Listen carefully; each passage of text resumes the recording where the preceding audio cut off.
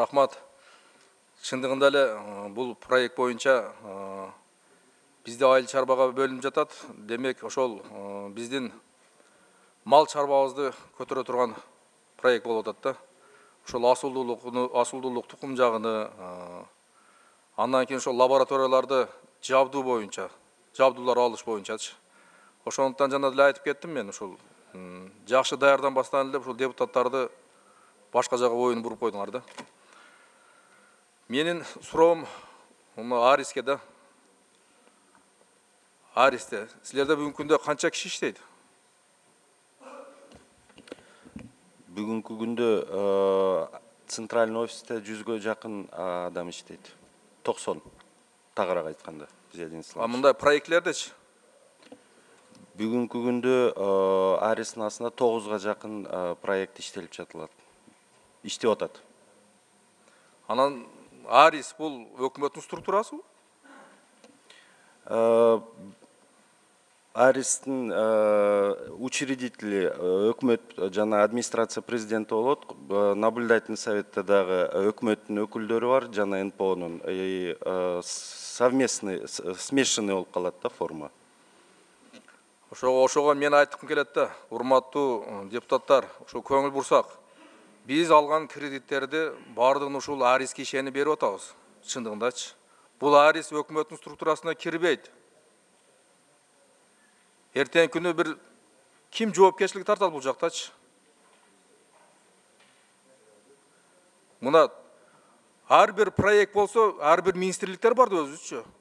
Ошол министрликтерге бербейли ошолоргочу. Өздөрү ошо кредитти алсын, өздөрү аягына чыгарсын, жоопкерчилигин өздөрү тартсын. Мына таза судан бар, таза судан бүгүн да Аристе бардыгы. Андан кийин бул жакта азыр ар бир проектте мисалга ошол жака эксперттер, консультанттар, башкалар алынат да.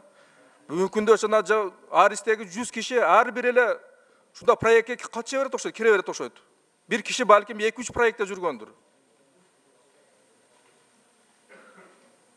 Себеби дегенде көрдүк да азыр мына айлык маянлары баарыныкы жакшы экен булардыкы.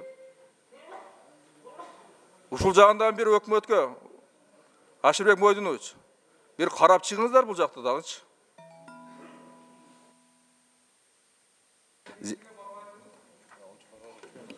Он секунд кошуп алалы. Ошондуктан бул тармактан карап коюңуздар. Эртең жоопкерчилиги да бар да, ал кредитти бардыгы мамлекет кайтарат да, элдин эсебиненчи. Рахмат. Бир маалымат катары айтып койсом болобу? Болот. Зиядин Исламович, бүгүнкү күндө бүт долбоорлор Аристте иштелип аткан исполнительный агентстволар, министерстволар болот.